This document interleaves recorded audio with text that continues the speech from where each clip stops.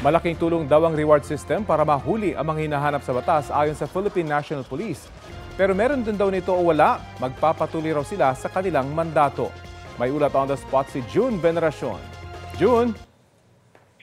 Rafi, tiniyak ng PNP na hindi sila titigil hanggat hindi nakukuha lahat ng mga pinaghahanap kaugnay ng flood control anomaly. Sabi ni Acting PNP Chief Jose Melencio Natatis Jr. na walang makakatakas sa kamay ng batas.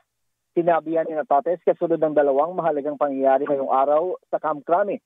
Una ay ang pagsuko sa halos 1 milyong pisong halaga ng loose firearms mula sa gun collector sa Davao City na si Jesus Martinez. Sinundan ito ng pamahagi ng PNP ng 10.6 million pesos na monetary reward sa mga informant na naging susi sa pagkakaaresto sa mga high-value individuals. Ayon kay Natatis, malaking tulong talaga ang reward system para makuha ang mga pinaghahanap ng batas. Pero may reward man o wala, patuloy daw nilang gagampanan ng kanilang trabaho, lalo na ngayong may warrant of arrest na at inaasahang marami pa lalabas ng korte laban sa mga sangkot sa iba't ibang flood control project.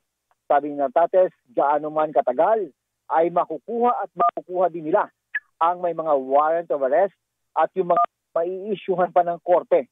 Meron na raw coordination ng PNP sa kanilang mga foreign counterparts para mahuli ang mga akusado sa kaso kaugnay na substandard umano na flood control project sa Nauhan, Oriental, Mindoro.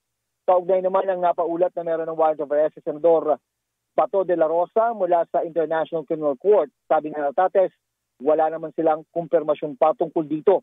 Wala rin daw impormasyon si Natatis tungkol sa whereabouts si De La Rosa na hindi nagpapakita sa Senado. Si De La Rosa ay nagsilbing PNP chief noong Administrasyong Duterte. Balik si Rafi. Maraming salamat, June Veneracion.